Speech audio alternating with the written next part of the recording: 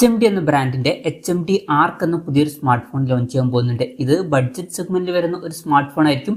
ഈ ഒരു ഫോണിന്റെ ഫീച്ചേഴ്സിനെ പറ്റിയിട്ടുള്ള പല കാര്യങ്ങളും ഇപ്പം അറിയാൻ കഴിഞ്ഞിട്ടുണ്ട്. ഈ ഒരു വീഡിയോയിൽ നമ്മൾ നോക്കാൻ പോകുന്നത് HMD ആർക്ക് എന്നുള്ള സ്മാർട്ട് ഫോണിനെ പറ്റിയിട്ടാണ്. നമ്മൾ ആദ്യം ഫീച്ചേഴ്സും കാര്യങ്ങളൊക്കെ നോക്കുകയാണെന്നുണ്ടെങ്കിൽ ഡിസ്പ്ലേയുടെ കാര്യത്തിൽ HMD ആർക്കിൽ 6.52 ഇഞ്ചിന്റെ HD+ ഡിസ്പ്ലേ വരുന്നതായിരിക്കും. ഇതിൽ HD റെസൊല്യൂഷനേ വരാൻ ചാൻസ് ഉള്ളൂ, ഫുൾ HD റെസൊല്യൂഷൻ വരാൻ ചാൻസ് ഇല്ല. അതുപോലെ തന്നെ LCD ഡിസ്പ്ലേയുമായിട്ടായിരിക്കും ഈ ഒരു സ്മാർട്ട് ഫോൺ വരിക. പിന്നെ പഞ്ചോൾ ഡിസൈനും ഇതിൽ വരില്ല, വാട്ടർ ഡ്രോപ്പ് നോച്ച് ഡിസൈനിൽ വെച്ചായിരിക്കും ഇതിൽ വരിക.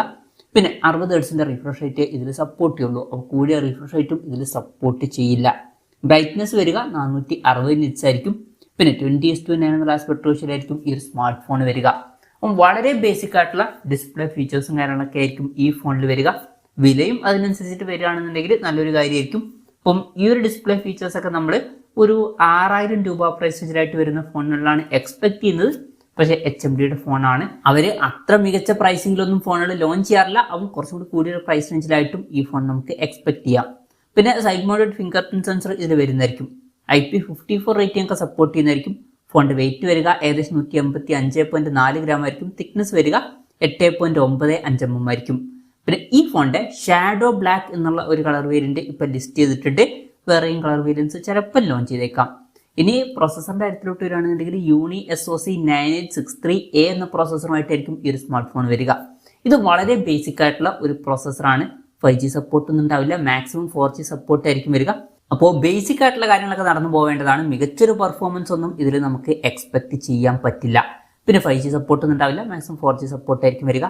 ഈ ഒരു ഫോണിൽ 4GB റാമും 64GB ഇന്റേണലൊക്കെ വന്നേക്കാം. മെമ്മറി എക്സ്പാൻഡ് ചെയ്യണമെന്നുണ്ടെങ്കിൽ മെമ്മറി കാർഡ് സ്ലോട്ടൊക്കെ വരുന്നതായിരിക്കും. പിന്നെ സ്റ്റീരിയോ സ്പീക്കേഴ്സ് ഒന്നും ഇതിൽ വരാൻ ചാൻസ് ഇല്ല, സിംഗിൾ സ്പീക്കർ ആയിരിക്കും വരിക. ബേസിക് ആയിട്ടുള്ള ഒരു സ്മാർട്ട് ഫോൺ ആയിരിക്കും, അപ്പോൾ നമുക്ക് സ്റ്റീരിയോ സ്പീക്കേഴ്സ് എക്സ്പെക്ട് ചെയ്യാനും പറ്റില്ല. പിന്നെ 3.5 മോഡി ജാക്ക് ഈ ഫോണിൽ വരുന്നതായിരിക്കും.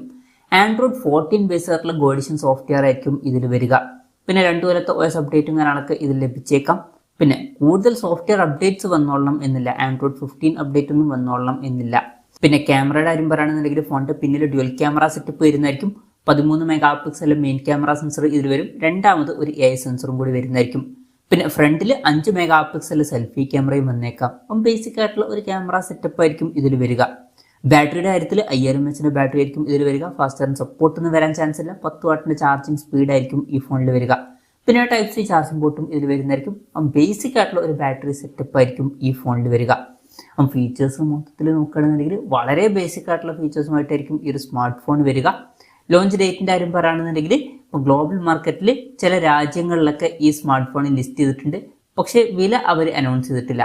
അപ്പം ലിസ്റ്റ് ചെയ്തുകൊണ്ട് തന്നെ അടുത്ത് തന്നെ ഈ ഫോണിൽ ലോഞ്ച് ചെയ്തേക്കാം. മിക്കവാറും ആദ്യം ഗ്ലോബൽ മാർക്കറ്റിലായിരിക്കും ലോഞ്ച് ചെയ്യുക, പിന്നീട് മാത്രമായിരിക്കും ഇന്ത്യ പോലുള്ള മാർക്കറ്റുകളിലോട്ടൊക്കെ എത്തുക. ഇനി ഇന്ത്യയിൽ എത്തുമോ എന്നും പറയാൻ പറ്റില്ല.